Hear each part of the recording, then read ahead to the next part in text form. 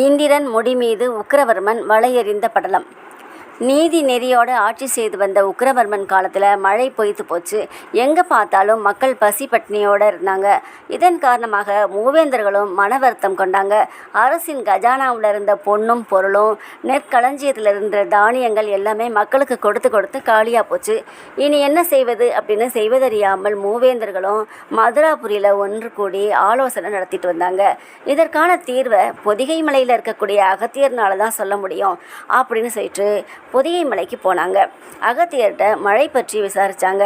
அவர் நன்கு ஆராய்ந்து பார்த்துட்டு இனி 12 ஆண்டுகளுக்கு மழை வரும் வாய்ப்பு இல்லை, கிரகங்களின் சஞ்சாரம் அப்படி இருக்குது, அதனால் மூவேந்தர்களும் மழைக்கு அதிபதியாக இருக்கக்கூடிய இந்திரனை பார்த்து முறையிடுறது தான் சிறந்தது அப்படின்னு சொன்னார்.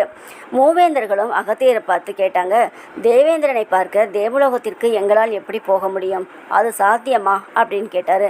அதுக்கு அகத்தியர் சொன்னார், தாங்கள் மூவரும் சோமவார விரதம் இருந்து ஈசனின் அருளை பெற்றால் நீங்கள் இந்திரலோகத்திற்கு போக முடியும், இந்திரனை பார்க்க முடியும் அப்படின்னு சொன்னாங்க.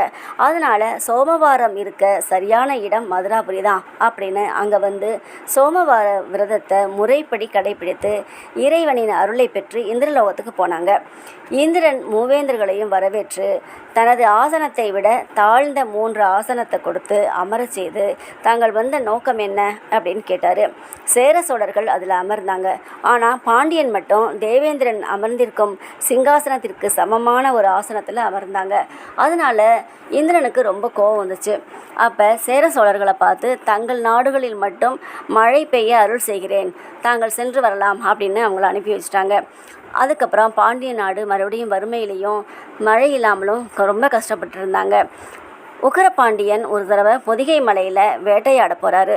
அந்த மலை மீது புட்கலாவரத்தம், சங்காரித்தம், துரோணம், காலமுகின்னு 4 மேகங்கள் மேய்ந்து கொண்டிருந்தது.